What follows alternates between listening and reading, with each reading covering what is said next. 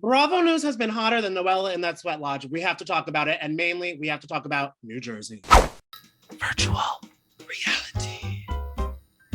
Hi, I'm Danny. And I'm Evan. And boy, did things get heated this week in the world of the Real Housewives. Oi, oi, oi. I mean, everybody, Jen, she really is front and center in the drama this season. And I feel like it has been her time because she's been on the sidelines the past few seasons, ebbing and flowing, getting some gossip going. And now she is really, her and Bill really are fitting the bill of the main event.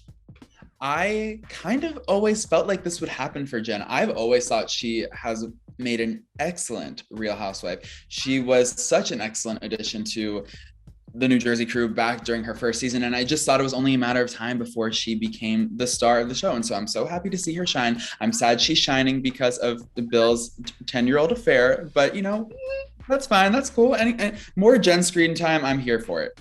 I will say I'm here for that. And I'm here for all the background and the stories we're getting for it. But what is not helping her case is that none of the ladies seem to care about her right now. I have never laughed more of Dolores and Margaret walking into her crying. Like, why are you crying? Like, why are you crying? What's going on here? That was truly so odd. That like townhouse ambush by all the ladies. Like she had no one on her side. I get Teresa was there for a little bit. Teresa was kind of on her side, but Jen has told me that even though her little alliances, Teresa and Dolores, she doesn't feel like they support her the way that Jackie, Margaret, and Melissa kind of rally for each other. Well, Dolores definitely not supporting her from what we've seen so far. And, I know she's turning on her quick, huh? Yeah. And I will say, and I mean, people turn on Jennifer quick because Jackie seems to be pretty understanding or sympathetic of where Jen is coming from because she lived this last season. But then when we found out that Jen was phoning a friend, like she was on Who Wants to Be a Millionaire, calling random ladies to see, hey, who has Evan cheated on Jackie with? Like, how can I find out? And go into nowhere. Yeah, Jackie was done. And I don't really blame her after showing so much sympathy and support and hope for a friendship. All of a sudden she hears that Jen was digging for dirt on Evan. And one thing that Jackie does not mess with is people coming for Evan. We know that. I feel like she could verbally annihilate someone. Oh, her blog post? Yeah, it'll be coming out. Yeah, it'll be hot off the presses on newjersey.com. But I mean, she might need to start chicken scratch some things because in the teaser for next week, Dolores is going at her head. Oh, and I would be terrified of that. It's like the sequel to Okay, Jackie. Like my favorite Housewives moment of all time. So I'm glad we're getting closure. I'm sad that it has become appearingly violent, but you know what? I'm happy to see it. The thing with Dolores, you open the door with her, she's going to close it and going to close it on your fingernails, and they're all going to fall off, and you don't mess with Dolores Catania, and that is the one thing we know for sure. Yeah, don't open the Dolores if you don't want to. No. And while I love that Jersey is really off to the races, they say everything right to everybody's face, shouting it. Salt Lake City has been the era of like hot mics, whispering, or just talking into a room by themselves. And I know you love this Mary Cosby moment this last week, but it just was next level. I feel like no one's really talking about it, and it needs to be talked about. Guys, if you watched the last few episodes of Salt Lake City, there was this moment where Mary Cosby is looking out into the dark abyss through a window just by herself as the entire house is fighting. She is completely Meredith Marks disengaging. She's looking out the window and she says under her breath, it's caught on a hot mic. Heather, very old judgmental self. She has the snobbiness of a true Mormon. She don't even know she's looking at bread. I am sad for Heather.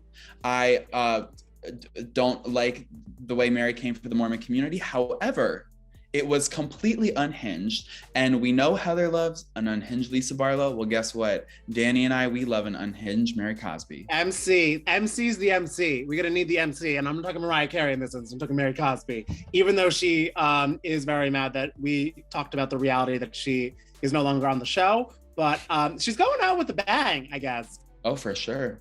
So Mary is no longer on the Bravo payroll, but someone who I love, Dr. Jen. And you sat down and chatted with her a little bit, right? Yes, I did. I sat down with Dr. Jen and she told me all about her first season on Orange County. And, being a newbie, that can be really scary. You're kind of thrown to the wolves.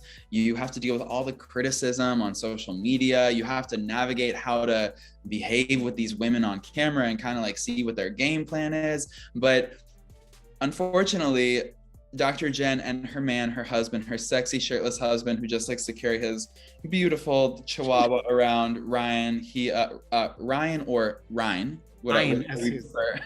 We actually separated. So we separated and then lived life without each other. Sometimes I think you need to get a little shooken up before you really appreciate the other person. So Ryan came back and he was very genuine and very kind. But isn't that wild? That is so wild. And I feel that's also one of the things that because you mentioned how hard it is to be a newbie. It's so hard to be a newbie when you're working on your marriage. And she went into the show already with some marital issues that she feels like he doesn't respect her enough, XYZ. And they're just multiplied on camera. And then like you're having this fight with like a production crew around you. Yeah, shit's gonna hit the fan. I'm glad they're together or like they're mending the fences, but I hope it's like an actual mend and not just let's try this again. You know what I mean? Because I want her to be happy. But you know where I'm lucky and happy that everybody brings everything is Summer House. And you chatted with I was gonna say my favorite couple. I care about them. I'm hopeful for them. You talked with Kyle and Amanda, right? We all know about these Craig and Kristen Cavallari rumors. And Amanda kept it so real with me when I asked her about it. That would be just the worst. Craig is not perfect. He has his moments, but he is a lover. He really does have a big heart. The last thing he would do is make up a lie like that he knows is gonna hurt Paige. Yeah, I don't have any insight. That would be psychotic, and I would tell her to leave him right now if that's the case. And there's even been speculation from, Cavallari sources that this has been made up. But she doesn't think he made it up, but she did say that it would be psychotic, and I have to agree that would be really psychotic. I don't know. What do you think after watching these past few episodes? Do you think that he made up the K-Cav rumors? I don't know if he made up. I think maybe he is talking about a mile when there was an inch. You know what I mean? She could have given him like a hug outside of Uncommon James, and it could be something there. I just don't know, because K-Cav did have her moment down south, but I don't see them really anything together. Yeah, no.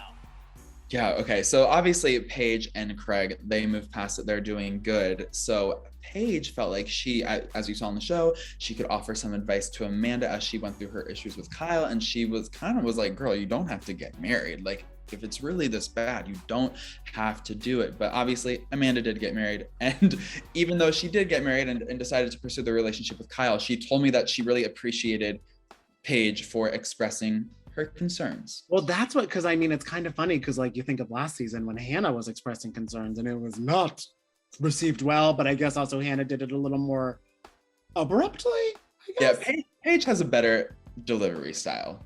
Yeah, Paige got a little, Paige would be real with you and not just to kind of like jump on you with it. Yeah, totally. And then also Kyle and Amanda told me that they're not watching this season together. Just because it's I wonder why. Yeah, they don't want to relive those fights, because that's like the toughest part for a reality star, I think, would be is you experience this drama, you ultimately find resolution, but then you have to watch it back. Because you're gonna watch it back with wine, and then you have everybody DMing you and being like, that was so messed up. You're like, yeah, it was. Yeah. And then they're like, oh, but we forgave each other for that. You're like, I don't care. Because Crystal Star 98 told me that it was really messed up, and I'm on Crystal's side now. Yeah. Right. I know. And I'm hoping, I want Andrea to find some love. I don't even know where he will, but. I know. Honestly, if I was Paige, I would have chosen Andrea over Craig. I mean, the Italian model who can cook for you. I mean, come on. And brings you coffee? Yes. Watching Andrea dote on Paige on Summer House, it felt like the way the men dote on the women on Love Island. Oh my God, yes. Also, he has that like flair to him. I don't know. I'm Teddy Mellencamp all in with Andrea. And ain't that the truth? He would make me gain 10 pounds. I don't know what, but something. Yes. All right, so me and Evan made our position on this pretty clear, but now we want to know about you all. Let us know in the comments below, Craig or Andrea, which man would be your Valentine?